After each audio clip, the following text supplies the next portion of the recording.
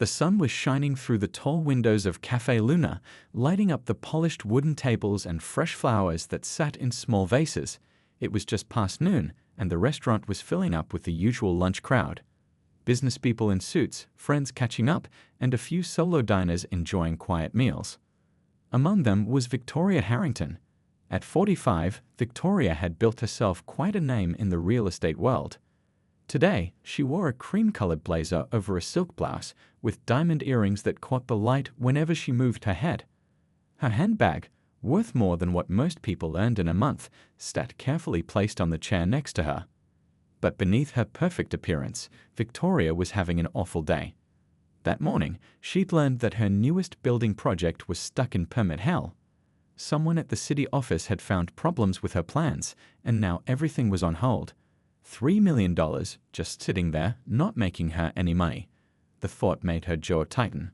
She glanced at her watch, a limited edition piece that cost as much as a car, and tapped her manicured nails on the table. She'd been waiting for her salad for almost 12 minutes. Unacceptable. On the other side of the restaurant, Mia was rushing between tables. At 24, she had the energy she needed for these double shifts, but that didn't make them any easier. Her feet already hurt, and her lunch shift had barely started. Last night, she'd been up until 2 a.m. finishing a paper for her nursing program. Just 3 more semesters, she kept telling herself. 3 more semesters and all this hard work would be worth it. Order for table 7, the chef called out. Maya loaded her tray carefully, a Cobb salad with dressing on the side for the lady in the cream blazer who had already sent back her water because it wasn't sparkling. Maya took a deep breath. Customers like this could make or break a day with their tips. Just be extra nice, whispered Tina, another waitress, as Mia balanced the tray. That's Victoria Harrington. She owns half the buildings downtown. Maya nodded and made her way across the crowded floor. She was almost at Victoria's table when it happened.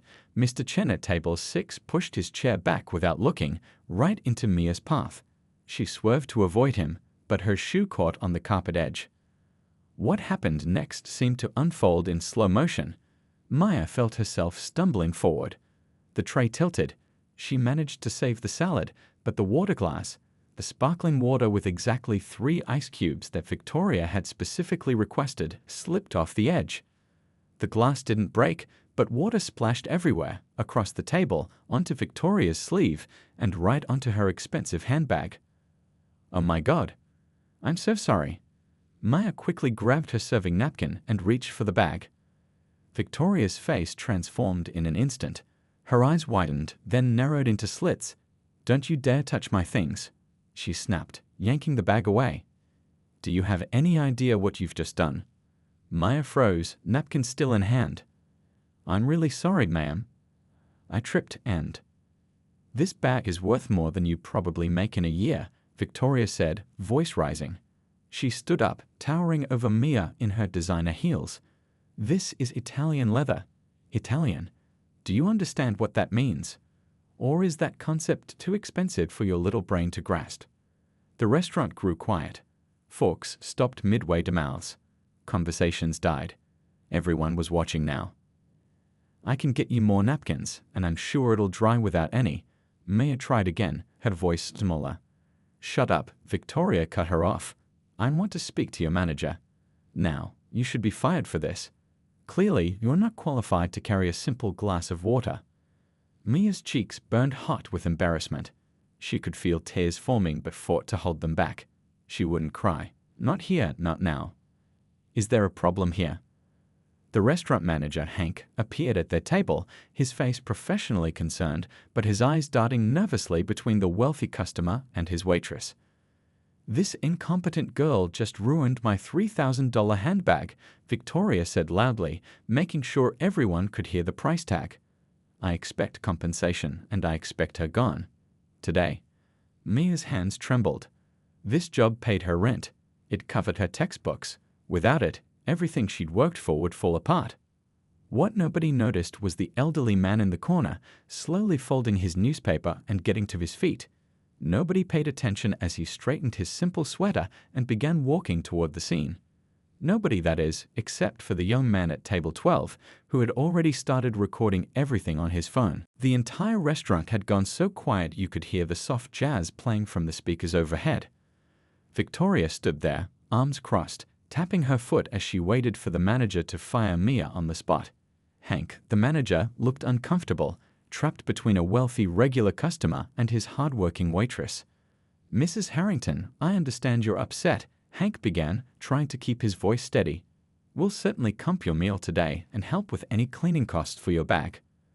Victoria's eyes flashed. "That's not good enough. I want consequences, real ones." She pointed a manicured finger at Mia, who was fighting back tears. "She needs to learn that carelessness has a price." Mia's lips trembled as she clutched her serving tray against her chest like a shield. "It was an accident, ma'am. Someone pushed their chair back and I—" "Excuses," Victoria cut her off. "Always excuses with your type. Let me guess.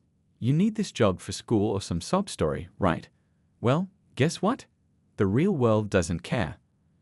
A few customers shifted uncomfortably in their seats.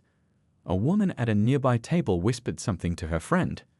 Victoria's voice had grown loud enough that even the kitchen staff had poked their heads out to see what was happening.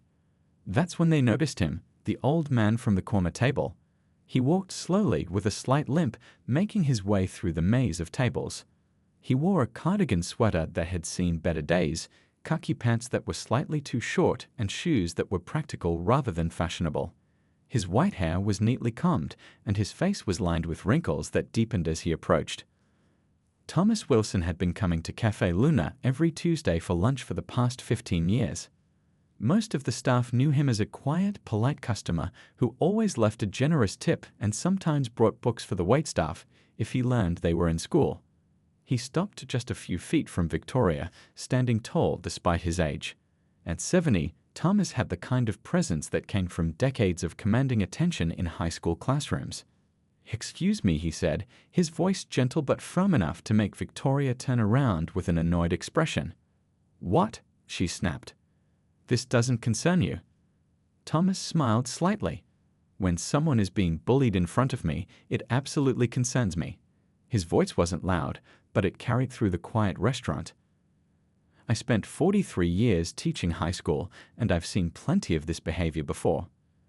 Victoria's eyes widened, clearly not used to being spoken to this way. "Did you just call me a bully?" "If the shoe fits," Thomas said with a small shrug. He turned to Mia, and his expression softened. "Are you all right, dear?" Before Mia could answer, Victoria stepped between them. "Do you have any idea who I am?"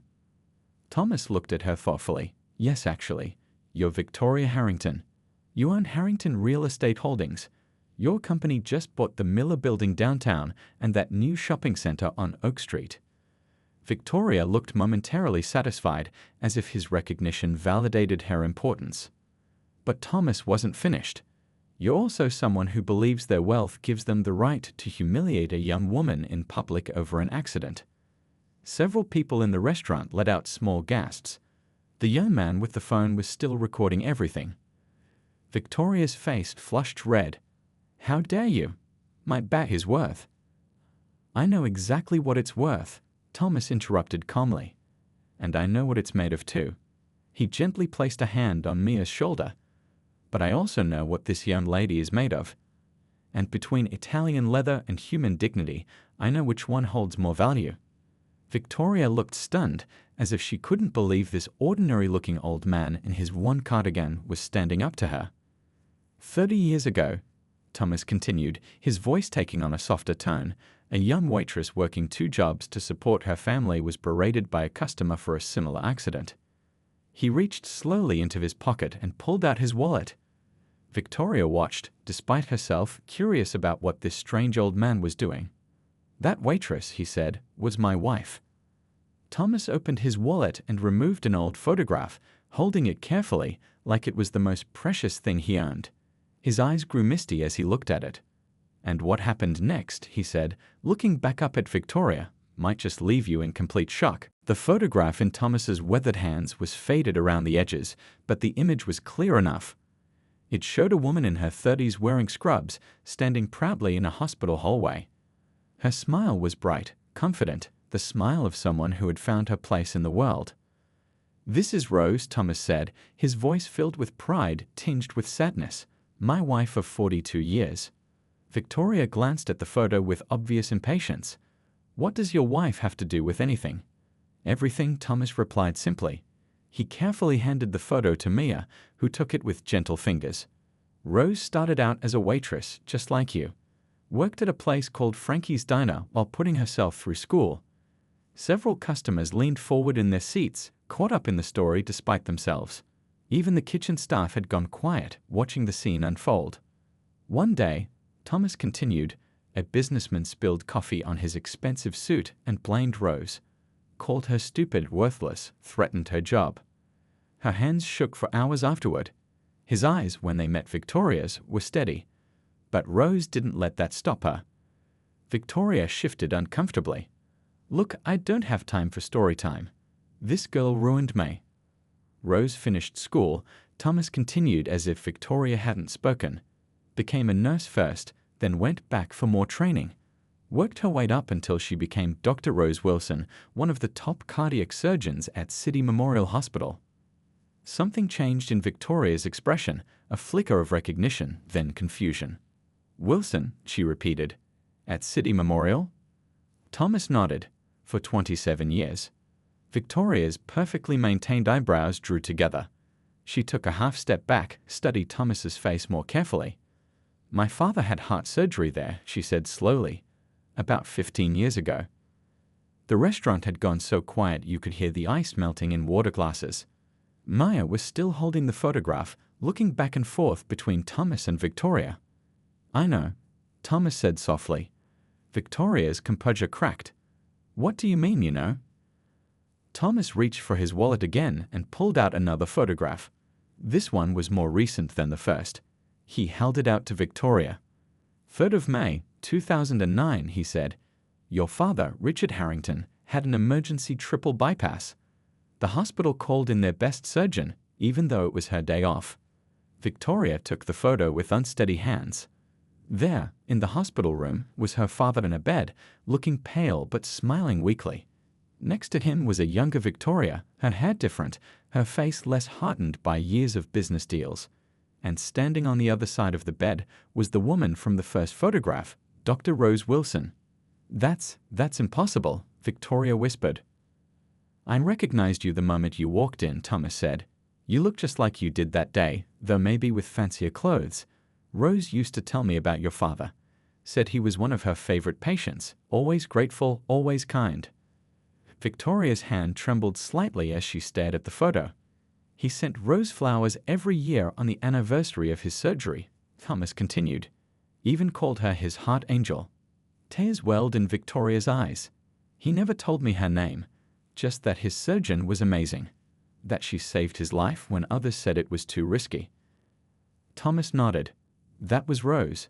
Never backed down from a challenge. He turned to Mia, who was watching with wide eyes. "Rose always said that how we treat people when we think they don't matter shows who we really are." Victoria's perfectly applied makeup couldn't hide the flush creeping up her neck or the way her lips pressed together to stop their trembling. "Rose died 3 years ago," Thomas said quietly. "Heart problems of her own, ironically enough. But before she died, she set up a small scholarship fund for service workers trying to get medical degrees." He looked meaningfully at Mia. "People like herself, people like Mia here." Victoria's head snapped up. "How do you know her name?" "I make it a point to know the names of people who serve me," Thomas said simply. "And Mia mentioned last week that she's studying nursing." Victoria looked at Mia as if seeing her for the first time. Not as a waitress who had spilled water, but as a person with dreams, with a future, perhaps even a future like Rose Wilson's. "Your father would be ashamed," Thomas said, not unkindly. He knew the value of kindness. He understood what really matters. Victoria sank slowly into her chair, still holding the photograph. Her anger had vanished, replaced by something that looked a lot like shame. The restaurant remained silent. Nobody dared to even cough or move their silverware. The moment felt too important to interrupt. "I need a minute," Victoria whispered, more to herself than anyone else. Hank, the manager, gently guided Mia a few steps away, his arm protectively around her shoulders. "Take a breath," he whispered to her. "You're okay." Thomas stood quietly, his presence calm but firm. He wasn't there to shame Victoria. That much was clear from his expression. He simply wanted her to understand something important. After what felt like forever, but was probably only 30 seconds, Victoria looked up from the photograph. Her eyes were damp. "Dad never talked much about his surgery," she said, her voice stripped of its earlier sharpness. "Just that it was a miracle. That he shouldn't have survived." Thomas nodded. Rose came home that night exhausted. Said it was one of the hardest surgeries she'd ever done. A Hail Mary procedure, she called it. Your father's heart was in terrible shape. Victoria swallowed hard. He changed after that. Started giving away money, set up that big charity foundation. I thought he was just getting soft with age. Or maybe, Thomas suggested gently, he was finally understanding what mattered. A woman 2 tables over suddenly stood up. She was in her 30s, wearing nurse's scrubs, clearly on her lunch break. "Excuse me," she said, her voice slightly shaky, "but are you talking about the Harrington Medical Scholarship Fund?" Victoria looked up, surprised. "Yes. My father started it after his heart surgery." The woman smiled warmly. "My name is Penny. That fund paid for my last 2 years of nursing school when I couldn't afford it anymore." She gestured to her scrubs. "I work at City Memorial now in the cardiac care unit." Victoria's mouth fell open slightly. "And," Penny continued, "Dr. Rose Wilson was my mentor for my first year there. She changed so many lives, not just the patients she saved, but all of us she taught." As if Penny had broken some invisible barrier, others in the restaurant began to speak up. "My brother received one of those scholarships too," called a man by the window. "He's a physician's assistant now." From the kitchen, the head chef emerged, wiping his hands on his apron. "Dr. Wilson saved my mother 10 years ago. Valve replacement surgery. Mom's still going strong at 82. Victoria looked stunned as more people shared their connections. It was as if the entire restaurant was somehow linked to either her father's charity work or to Dr. Rose Wilson's medical career. Mia, who had been quiet during this whole revelation, finally spoke. I applied for the Harrington Scholarship last month," she said softly. "I'm waiting to hear back."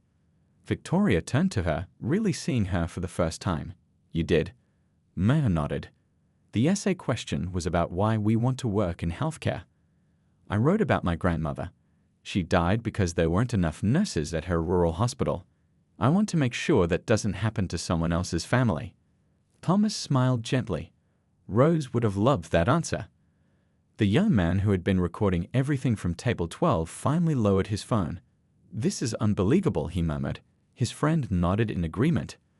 Victoria looked around the restaurant, suddenly aware that nearly everyone was watching her. But their expressions weren't judgmental anymore. They were curious, waiting to see what she would do next.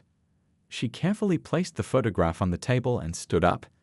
Her expensive blazer still had water spots on it, and her designer bag sat forgotten on the chair. "I've behaved terribly," she said, loud enough for everyone to hear. The words seemed to surprise even her. "I'm not. I don't usually." She stopped, took a breath. "That's not true. I have behaved this way before. Too many times." Thomas watched her with kind eyes. Recognition is the first step toward change. Victoria looked at Mia. "I am truly sorry. For what I said, for how I acted. There's no excuse." Mia nodded, accepting the apology but still wary. "My father would be so disappointed in me," Victoria continued, her voice growing steadier. "He tried to teach me better." "It's never too late to learn," Thomas said. For a moment, Victoria stood there, seemingly unsure what to do next. Then she reached into her purse and pulled out her business card, handing it to Mia. "Call my office tomorrow," she said.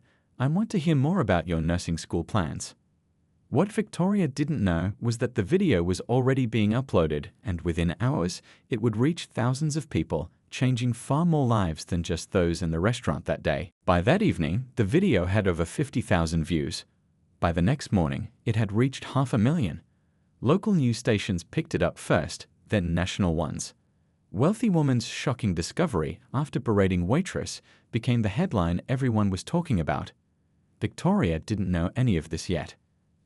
After leaving the restaurant, she'd gone straight home to her penthouse apartment overlooking the city park. She sat on her cream-colored sofa, still in her water-spotted blazer, and stared at the wall of awards and business achievements that decorated her living room. For the first time, they seemed hollow. She picked up a framed photo of her father, one taken just a year before he passed away. Richard Harrington had been a tough businessman too, building the real estate company from nothing. But after his heart surgery, he had changed. Started the foundation, spent more time with family, worried less about money and more about meaning. "I didn't understand, Dad," she whispered to the photo. "I thought you'd gone soft." Her phone had been buzzing nonstop for the past hour, but she'd ignored it. Finally, curiosity got the better of her, and she picked it up. 37 missed calls, over 100 text messages, most from her assistant and PR team at the company. The first text made her stomach drop. "Are you okay? The video is everywhere." Victoria's hands shook as she opened her social media app. There it was, the top trending video. Her own face twisted with anger as she berated Mia. Then Thomas stepping in. The revelation about Rose. Her own shocked expression. All captured perfectly by the young man at table 12. The comments section was brutal. Her father would be so ashamed. Money but no class. This is how she treats people when cameras are rolling. Imagine when they're not. Victoria closed the app feeling sick. Her carefully built reputation was crumbling before her eyes. Meanwhile, across town, Mia returned to her small apartment after finishing her shift. Her roommate, Jenny, practically tackled her at the door. "You're famous," Jenny shrieked, waving her phone. The video hit 1 million views. Mina groaned, sinking onto their worn couch. "I never wanted to be famous for getting yelled at." No, Jenny insisted. "You don't get it. People love you. They're calling you the graceful waitress online. There's already a GoFundMe for your nursing school that's raised over $20,000. Mia's eyes widened. "What? That's not possible." "Look." Jenny thrust her phone at Mia. Sure enough, there was a fundraiser with Mia's name and picture, the total climbing by the minute. "I don't understand," Mia whispered. "Why would strangers do this?" "Because people are tired of seeing the rich get away with treating others badly," Jenny explained. "You stood there with dignity while she tried to humiliate you." Then that amazing old man stepped in and boom, instant karma. As Mia tried to process this unexpected turn of events, across the city, Thomas Wilson was making himself a simple dinner in his modest home. The walls were covered with photos of Rose and their life together, her medical school graduation, their vacations, Rose with her hospital colleagues. His phone rang, a number he didn't recognize. "Mr. Wilson?" A woman's voice said when he answered. "This is Patricia Lee from Channel 8 News. We'd love to interview you about what happened today at Cafe Luna." Thomas chuckled softly. "I'm afraid there's not much to tell. I just did what Rose would have done." "But sir, your story has touched millions of people already," Patricia continued. "The connection between Dr. Wilson, Mr. Harrington, and now his daughter and this waitress, it's remarkable. People are calling it divine timing." Thomas glanced at his favorite photo of Rose, her laughing at their 40th anniversary party. "Maybe it was," he said quietly. "Rose always did have a way of being in the right place at the right time." After hanging up, Thomas turned on his old television. Sure enough, there he was on the evening news, standing up to Victoria Harrington. The ticker at the bottom of the screen read, "Viral video shows touching connection between cardiac surgeon's husband and patient's daughter." "Oh, Rose," he said to the empty room, "what have you started now?" What none of them realized was that this was just the beginning. By morning, their lives would be changed in ways none of them could have imagined. The next morning, Victoria woke up to the sound of her phone ringing nonstop. She'd finally fallen asleep around 3 a.m. after watching the video of herself for what felt like the 100th time. With each viewing, she'd cringed harder at her own behavior. "Victoria Harrington," she answered groggily. "Have you seen the news?" It was her company's PR director, Diane. She sounded panicked. "Turn on Channel 5. Now." Victoria fumbled for the remote and switched on her bedroom TV. The morning news was showing footage of protesters, at least 30 of them, standing outside the Harrington real estate headquarters downtown. They held signs reading "Kindness Matters" and "Would Your Father Approve?" "Oh my God," Victoria whispered. "It gets worse," Diane continued. "The West Side Mall project. Golden Hills pulled out this morning. Said they can't be associated with the company right now. The Taylor Group is threatening to do the same." Victoria felt like she couldn't breathe. Golden Hills was their biggest investor. The West Side Mall was a $50 million project. "That's not all," Diane added. "Your ex-husband called the office. He's worried about how this affects Alex." Victoria's heart sank. Alex, her 14-year-old son, who lived primarily with his father since the divorce. The thought of him seeing that video, seeing his mother behave that way. "I'll call you back," Victoria said, hanging up. Her phone immediately buzzed with a text from her son. "Mom, is that really you in that video?" Victoria's hands trembled as she stared at the message. What could she possibly say? The woman in that video was definitely her, the worst version of herself, but undeniably her. Meanwhile, across town, Mia was dealing with her own version of Sutton fame. Her phone had exploded with friend requests and messages from strangers. The GoFundMe had reached nearly $50,000 overnight. News vans were parked outside her apartment building. "This is insane," she said to Jenny as they peeked through the blinds. "I can't go out there." "You'll have to eventually," Jenny pointed out. "You have class in an hour, and your shift at the restaurant starts at 4. Maya groaned. "The restaurant. Everyone's going to be staring at me." Her phone rang, an unknown number. "Hello," she answered cautiously. "Mia, this is Hank from Cafe Luna. Just wanted to let you know that we've been flooded with calls. People trying to make reservations, asking for your section specifically." "What? Why?" "They want to meet you, I guess. We're booked solid for the next 3 weeks." Hank paused. "And I wanted you to know, your job is absolutely secure. In fact, if you want more hours to help with school, they're yours." After hanging up, Mia sat on her bed, trying to process everything. One accident, one angry customer, one kind old man stepping in. And somehow her life had completely changed overnight. Her phone buzzed with a text from her mom. "Baby, I'm so proud of how you handled yourself. Dad's crying watching the video. You stood tall just like we taught you." Tears filled Mia's eyes. Maybe some good would come from this craziness after all. At his home, Thomas was making breakfast when his doorbell rang. He opened it to find his daughter Lily standing there, newspaper in hand. "Dad," she exclaimed, wrapping him in a hug. "Why didn't you call me?" "I had to find out my father is a viral sensation from Facebook." Thomas chuckled. "I didn't think it was that big a deal." "Not a big deal." Lily waved the newspaper. "Your picture is on the front page. Retired teacher stands up to wealthy bully, reveals extraordinary connection." She looked at her father with proud eyes. "Mom would be doing cartwheels right now." Thomas smiled at the thought. She certainly would. "People are calling you a hero," Lily continued, following him into the kitchen. "I'm no hero," Thomas said, pouring her a cup of coffee.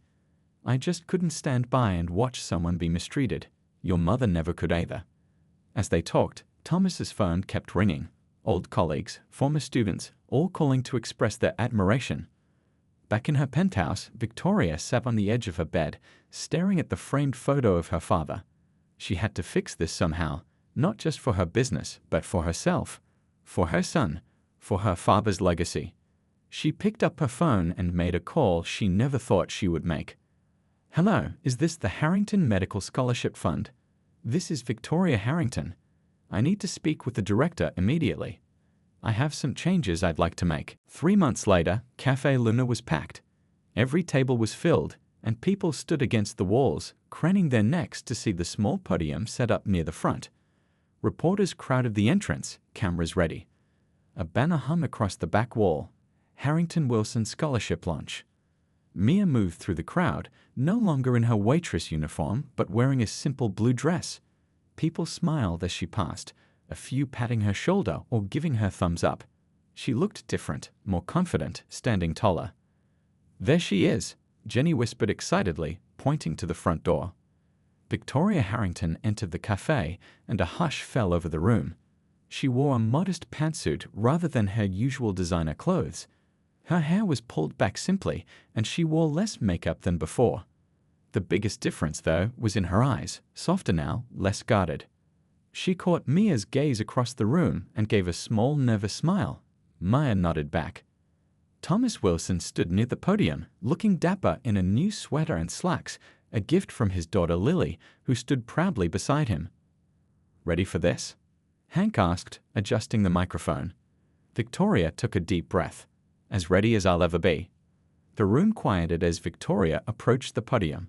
Cameras flashed. A few months ago, she would have reveled in the attention. Now she seemed almost shy. "Thank you all for coming," she began, her voice steady despite her nerves.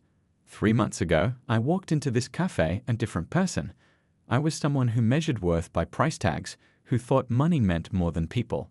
She paused. "I was wrong." The crowd was silent, hanging on her every word. My father, Richard Harrington, knew better. After his life was saved by an incredible surgeon, Dr. Rose Wilson, he changed. He created the Harrington Medical Scholarship Fund to help people pursuing careers in healthcare. I never really understood why, until now. Victoria gestured to Thomas. "Mr. Wilson taught me something that day. He showed me that real wealth isn't in our bank accounts, it's in how we treat each other." Thomas smiled gently, his eyes misty. "Today," Victoria continued, "I'm honored to announce the launch of the Harrington Wilson Service Industry Scholarship, a program that will help service workers pursue education in any field they choose." Applause broke out across the restaurant. "This fund will be fully supported by Harrington Real Estate with an initial investment of $5 million, Victoria added, prompting gasps from the crowd. "And our first recipient is someone very special." She turned and extended her hand toward Mia, who stepped forward, blushing slightly. "Mia Chen will receive a full-ride scholarship to complete her nursing degree," Victoria announced. "And when she graduates, there will be a position waiting for her at the Harrington Medical Center if she wants it." The crowd erupted in cheers. Mia's parents, seated in the front row, wiped tears from their eyes. "I've learned so much these past few months," Victoria continued when the noise died down. "I've volunteered at hospitals. I've listened to service workers' stories. I've reconnected with my father's foundation, and I've tried to make amends to people I've hurt over the years." She looked directly at Mia. "Some mistakes can't be undone with a simple 'I'm sorry.' Real change takes action, not just words." As Victoria spoke, her son Alex watched from the corner, pride evident on his teenage face. They'd grown closer in recent months, spending weekends together volunteering at the hospital where Rose Wilson had once worked. "My journey isn't over," Victoria admitted. "I still mess up sometimes. Old habits die hard." She smiled ruefully. "But thanks to an accident with a glass of water, a kind old teacher, and a patient waitress, I'm learning what truly matters." After the ceremony, as people mingled and enjoyed free cake, Thomas approached Victoria. "Rose would be proud of what you've done," he said quietly. Victoria blinked back tears. "Thank you. That means everything." Nearby, Mia chatted with a group of high school students who wanted to know about nursing school. Her scholarship certificate was clutched tightly in her hand. A reporter approached Victoria. "Miss Harrington, would you say this viral incident ruined your life?" Victoria looked around the room, at Thomas sharing stories about Rose with rapt listeners, at Mia inspiring young students, at her son laughing with Mia's parents, at former scholarship recipients networking with business leaders. "Quite the opposite," she replied with a genuine smile. "It saved it."